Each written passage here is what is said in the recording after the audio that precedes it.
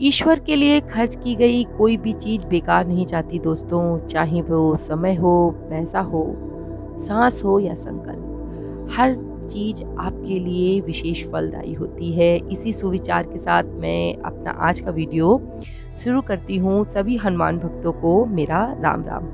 दोस्तों, आज मैं फिर से आपके लिए एक सच्ची घटना लेकर आई हूँ, एक सच्ची अनुभूति लेकर आई हूँ। आज की अनुभूति आपको बहुत पसंद आएगी। इस अनुभूति में आप देखेंगे कि एक पिता के विश्वास ने किस तरीके से एक बच्ची को इतनी गंभीर बीमारी से दूर किया और उनके ही विश्वास से आज वो पूरी तरीके से स्वस्थ है। और दोस्तों, अगर आपकी भी कोई ऐसी सच्ची अनुभूति हो जो आप हमसे शेयर करना चाहते हो, तो स्क्रीन पे दिए जा रहे ईमेल एड्रेस पे हमें ज़रूर मेल करें। हमारा प्रयास रहेगा उस पे जल्द से जल्द वीडियो बनाने का। दोस्तों, पिछली बार मैंने जो प्रश्न पूछा था उसका सही जवाब था इंद्रदेव। और हनुमान जी से जुड़े हुए अगर आप कोई प्रश्न पूछते हैं तो मुझे लगता है जब भी कोई प्रश्न पूछती हूँ तो ज़्यादातर लोग मुझे सही आंसर देते हैं, तो नाम का चयन करने में बड़ी परेशानी होती है। आज किसका नाम मैंने चुना है इसको जानने के लिए देखते रहिए हमारा ये वीडियो लास्ट तक। दोस्तों, आज की घटना हमें साउथ इंडिया से भेजी है। साउथ के रहने वाले हैं और वो अपना नाम हमसे शेयर नहीं करना चाहते हैं। उनका मानना है कि बाबा की भक्ति एवं चमत्कारों का प्रसार होना चाहिए, नाम में क्या रखा है। तो सही बात भी है, बाबा की भक्ति का प्रसार होना चाहिए, नाम हमारा कुछ खास नहीं। आगे वो लिखते हैं कि मुझे पता ही नहीं चला कि मेरे ऊपर हनुमान जी की कृपा कब से है दीदी। मेरी माँ ने मुझे एक कहानी सुनाती थी हमेशा जब मैं छोटा था। उनके साथ ये घटी सत्य घटना थी कि जब मैं उनके पेट में था, अपनी मम्मी के टमी में था, जब ये रहे होंगे, तब एक मदारी आया था और उसके साथ एक बंदर आया था और वो इनकी माँ बैठी हुई थी। वो बंदर झट से आया और इनके माँ के पेट पर लिपट गया। इनकी माँ तो उस समय बहुत डर गई, लेकिन उस मंदिर के मालिक ने इनसे कहा कि डरो नहीं, ये बहुत शुभ संकेत है। मैं बचपन से ही साधु संत बनना चाहता था, पर ना जाने कैसे इंजीनियर बन गया। मेरे सपने में कई बार हनुमान जी आते थे और मैं उन पर तब भी विश्वास नहीं करता था। मेरी ज़िंदगी में दीदी बहुत उतार चढ़ाव आए और बाबा ने मुझे हर बार सपोर्ट किया, पर मैं इतना अनजान था कि उनके संकेतों को समझ नहीं पाया।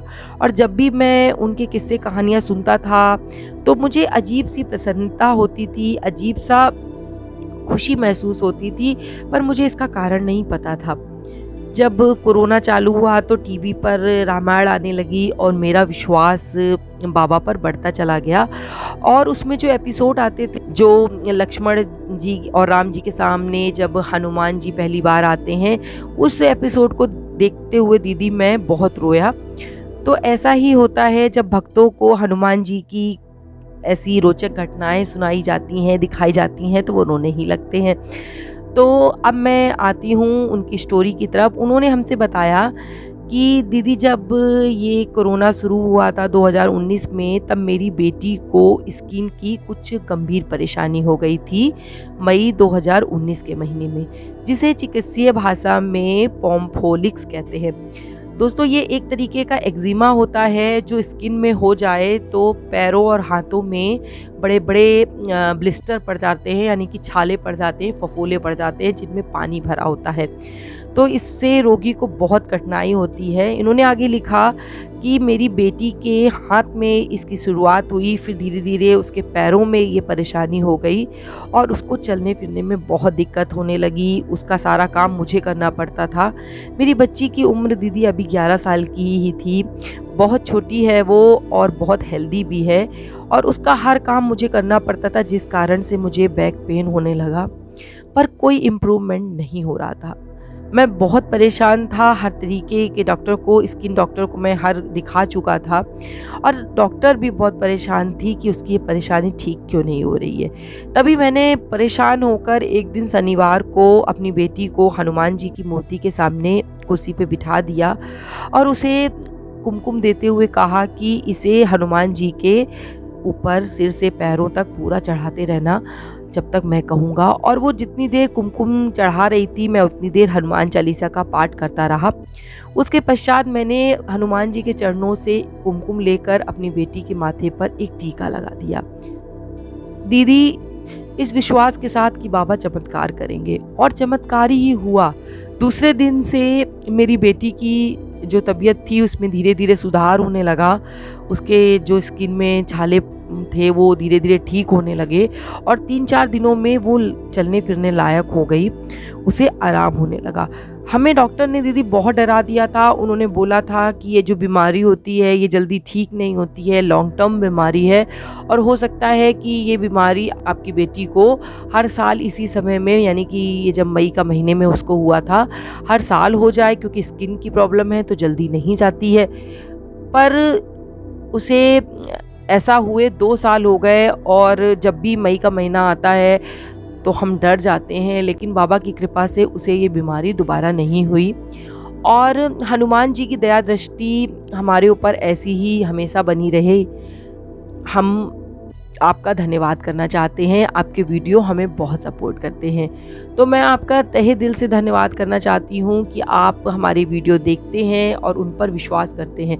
दोस्तों, अगर आपके पास कोई सच्ची अनुभूति है तो उसे शेयर ज़रूर कीजिए, मन में मत दबा के रखिए, क्योंकि जब तक लोग इसे सुनेंगे नहीं उनका विश्वास बाबा पे बढ़ता जाएगा और बढ़ता जाएगा। जब उसे सुनेंगे, इसे दिल पे दबा के रखने से क्या फ़ायदा है, लोगों तक शेयर कीजिए।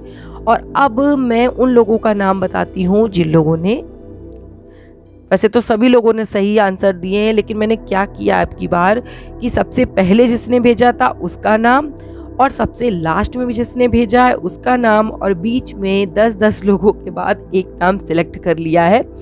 तो अब मैं उनका नाम आपसे शेयर कर रही हूँ। तो सबसे पहले नाम लेना चाहूँगी सुरेश सेन मकवाना जी का, दूसरे स्थान पे नीलम रानी जी का, सूर्य प्रताप सिंह जी, राजू पासवान जी और अनिर्बन राय चौधरी जी। और सबसे जो अभी रिसेंटली मुझे सही आंसर मिला है वो नाम मैं ज़रूर लेना चाहूँगी। उनका नाम मुझे नहीं पता है, लेकिन वो हमारे हर वीडियो देखते हैं और कमेंट भी ज़रूर करते हैं, तो उनका नाम उसमें रॉयल किंग रहता है, तो रॉयल किंग जी। इसी के साथ आज का वीडियो मैं यहीं समाप्त करूंगी और बाबा से प्रार्थना करती हूँ कि मुझे सुनने वाले हर भक्त की समस्त परेशानियाँ खत्म हों और उनकी मनोकामना पूरी हो, और बाबा की दया दृष्टि उनके और उनके परिवार पर इसी तरीके से बनी रहे। अगर दोस्तों आपको आज का वीडियो पसंद आया हो तो आगे जरूर शेयर कीजिएगा। इसी के साथ जय श्री राम, जय बाबा की।